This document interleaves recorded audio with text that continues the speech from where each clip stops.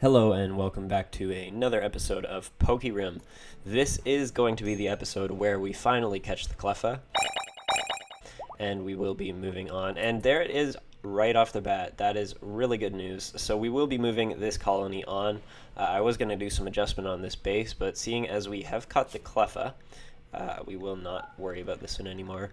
And there is no... Oh, there are wild Snorlax on the map, which just walked in. And so I'm wondering if we should try and catch one of these, because it would be really nice to catch one of these. They are level 59, so if they try and attack our colonists, they will wipe us off the map completely. And so the minimum handling skill is an 8, and Ash is currently at a 6. So we won't be able to. So that's really, really unfortunate, but we will have to move on. I'm sure we will come across the Snorlax later on, but as soon as we can get one of these guys on our team, we'll be laughing. If we can get them trained to attack, I'm sure that they are just an absolute powerhouse. Now, seeing as we cannot capture them, let's start packing up and move on. So we will uninstall all of the furniture that we want to take with us.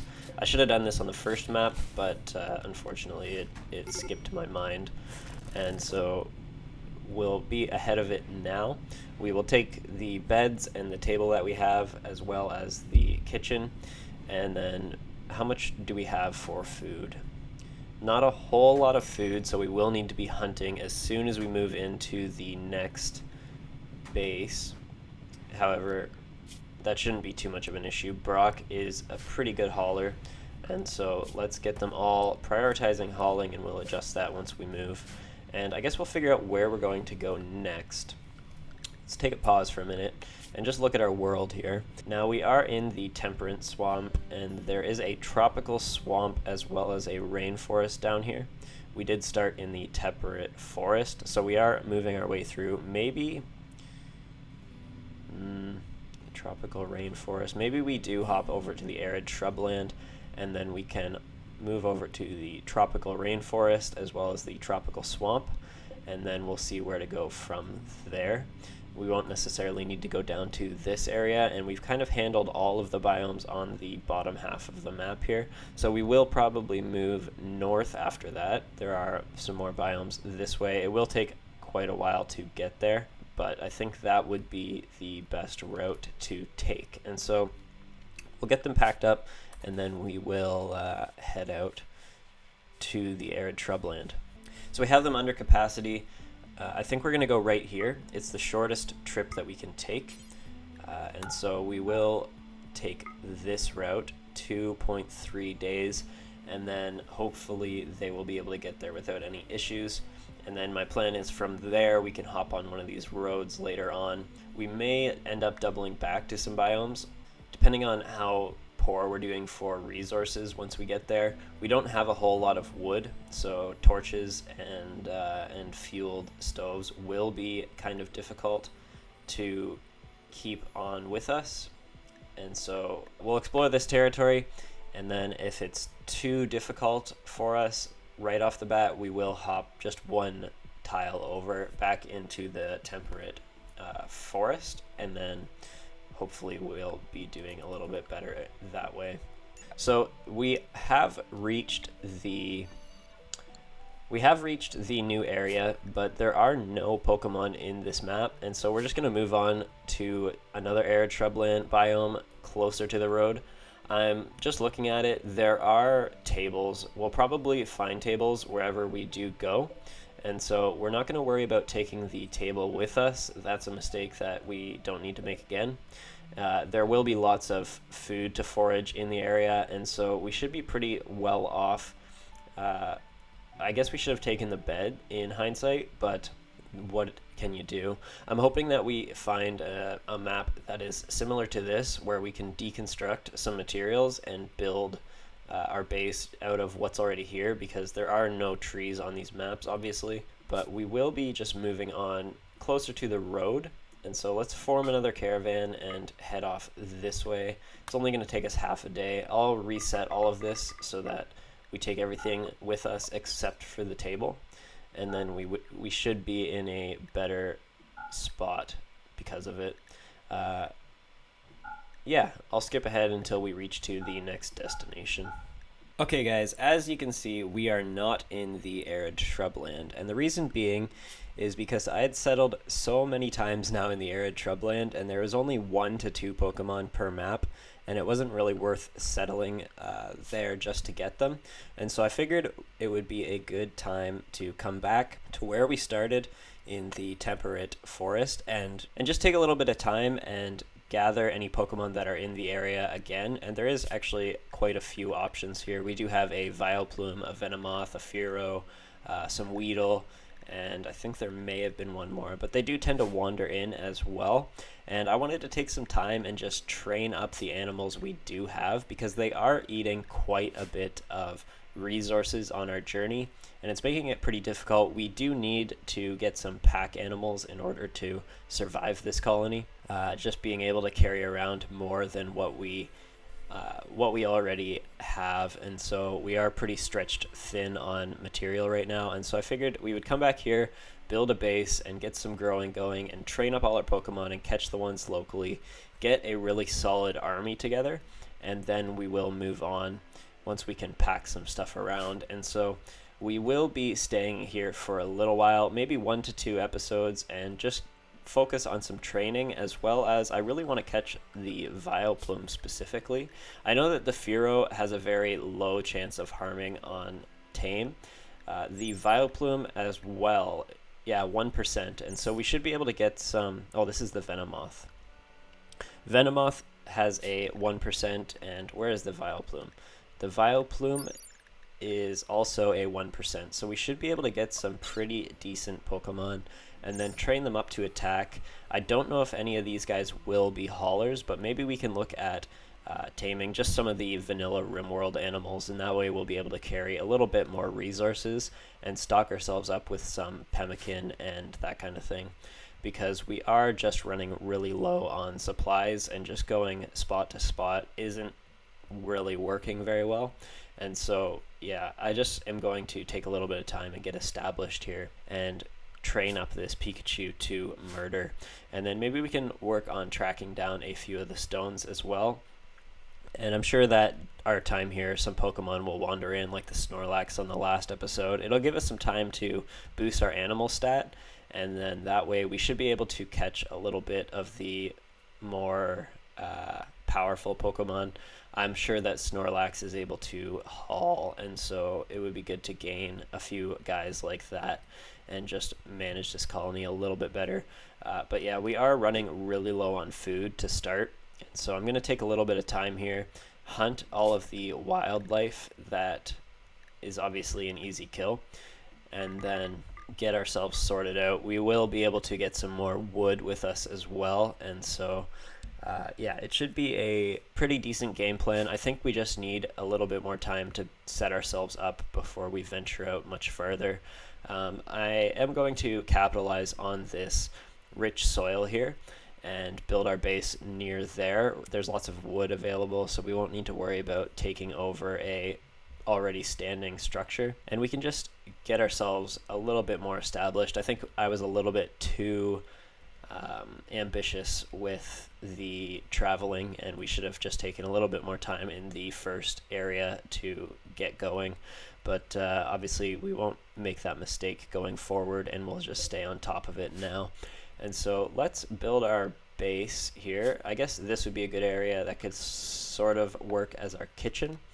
And so maybe we need to gather some wood first. Oh, we can plan it. And so let's just plan out a decent sized storage room, as well as 3 separate bedrooms. I think that will help with the mood debuffs that we are experiencing. And so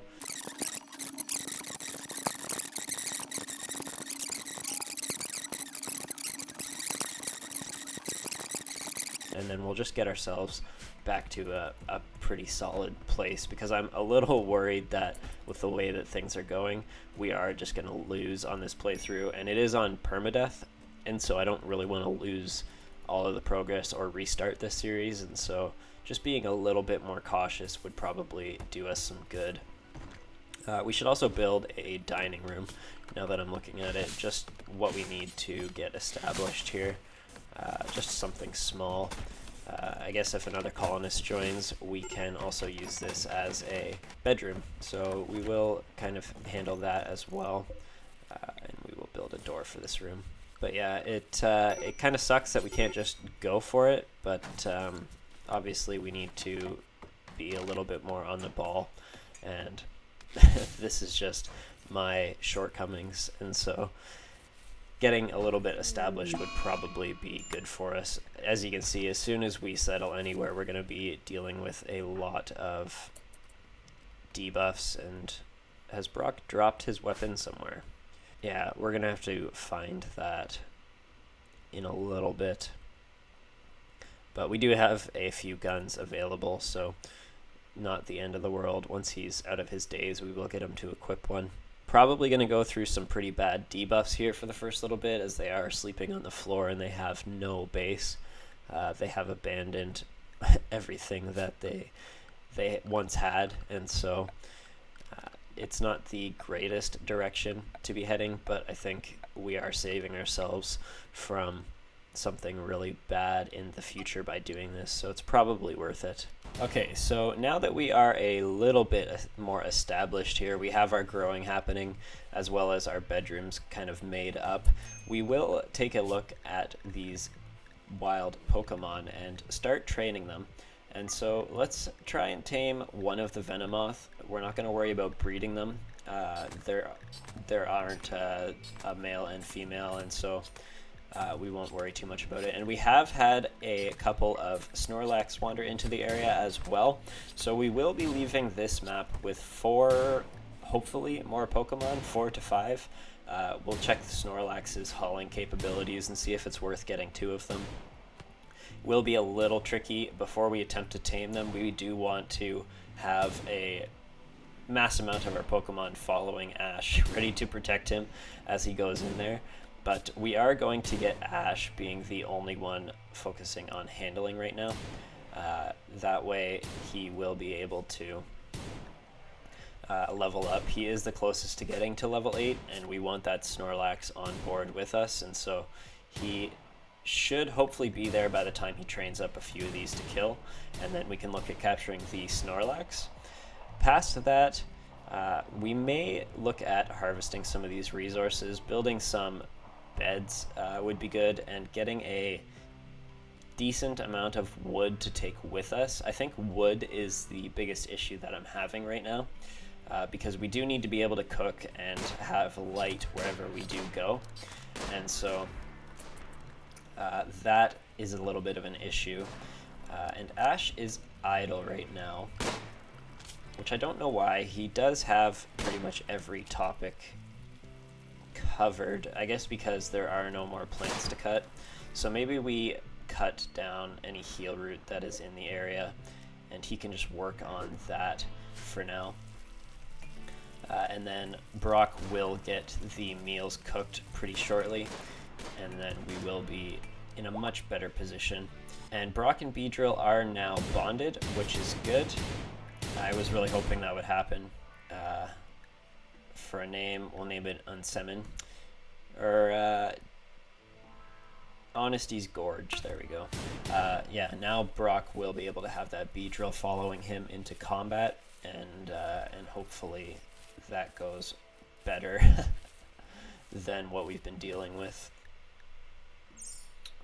Yeah, as I was saying, we need to keep our food well maintained for now. We are kind of at the make it or break it point for this series, and having our animals just gorge themselves on all of our food is probably not the best route to go. But yeah, taking a look at that Vileplume, it would be really good to get that guy on board, so we really want that to happen. And Ash has tamed the Fearow, which is really good. He's also attempting the Vileplume right now. Let's see if he can get that one. And we've tamed the Vileplume, so that is really, really good. Let's take a look at these guys' stats now that they are on board. First, the Fearow. So the Fearow is at level 29, so he will be good to get attacking. I'm not too worried about rescue and haul for him, as well as we want him to be able to kill. And the Vileplume is at level 38, so again, really good Pokemon to have on board. Let's do the same for the Vileplume. Get them trained to attack and kill. And then we should be in a much better spot when it comes to raids. It's just going to be a bit of a slow grind to train these guys up. And we have Venomoth as well. So Ashes just went through and tamed every Pokemon we were hoping to get in the first 10 minutes of this episode. We do have a wild man that has wandered in. Don't know if I'm going to bother with him or not. We'll see how that goes. But I guess we will just stay here and get the training done, and then in the next episode, I'm hoping to catch the Snorlax, but it'll be a little while. It may leave the map before we can do that successfully, but overall, it's been a very good episode for us. If you are enjoying the series, if you want to see more of this mod and evolutions and what can happen once you train up a pack of Pokemon, make sure to hit the subscribe button. I do post Monday, Wednesday, and Friday, and so I'm looking forward to hearing your guys' feedback. This is all that I'm recording for the week for Pokemon, just so I can kind of keep ahead with your guys' input, and we will go from there once you guys have given me some ideas. This series is a very wild ride emotionally. It's like a roller coaster. So much good and so much bad happens all at the same time. I'm super stressed all the time when I'm playing this. I'm mainly worried that I'm going to lose a colonist. We don't have the greatest situation if we do, and so that is definitely my biggest concern right now for this series. But yeah, really looking forward to what can happen. Maybe we look at taming some of these Pokemon to kill and then the others to haul. I'm thinking the baby Pokemon aren't going to be doing much in battle, so maybe they're good haul and rescue type of pets. But that is kind of the direction the series is going for now. Like I said, guys, make sure to subscribe if you want to see more of this content, and leave a like and let me know in the comments that you are enjoying. It really helps me with the algorithm, as well as I love hearing from you guys and I love being engaged. I'm always active in the comments, and so definitely want to keep up with you guys on that. And let's make sure we can kill this Ibex. This may do some pretty bad damage, but we do have Beedrill at the ready. Yeah, so let's get Misty out of there, and he is dead. Misty, again, has taken damage. That is par for the course for this series. But yeah. Oh, there's another one. Let's get Misty running away from that. Definitely don't want to be losing any colonists. There is a massive amount. Oh my gosh, guys. This might be the end of Brock.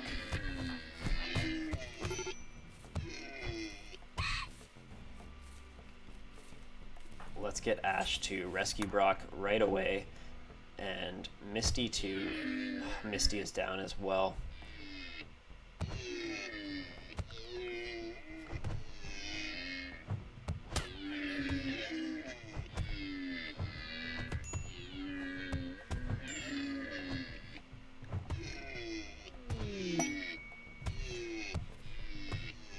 Let's just see if this man in black can rescue our colonists. Brock is in no immediate danger, which is good. Ash is in no immediate danger, which is good. And Misty is going to die in 12 hours. So we will get Misty saved first. Pikachu is saving our colony single-handedly. So let's get Justin. Where is this guy first off? Let's take a pause here. He is hiding in the corner from an Ibex ram. I think maybe we recruit him and bring him over. The Pokemon have handled the majority of the Ibex rams. We will have a large supply of food now. I didn't really want to use our man in black this early on in the series, but unfortunately that is the way it goes. It is nice to have another colonist, I will say. So he's not very useful except for medical, and he does have a small passion for animals, so maybe he is good to have on board with us. But let's get him saving Misty right away. He's tending to Misty. Brock, yeah, no immediate danger still, and Ash as well. And so, like I was saying, this series is an emotional roller coaster. Not quite happy that the Man in Black is already been used. I'm not sure what's happened to the Ibex Ram. Maybe it has become unaggroed. Gonna need a little bit of time here for some R&R for our colonists, but yeah, we will be ending the episode here. Thank you guys so much for watching. I am It's Switz, and we will catch you on the next one.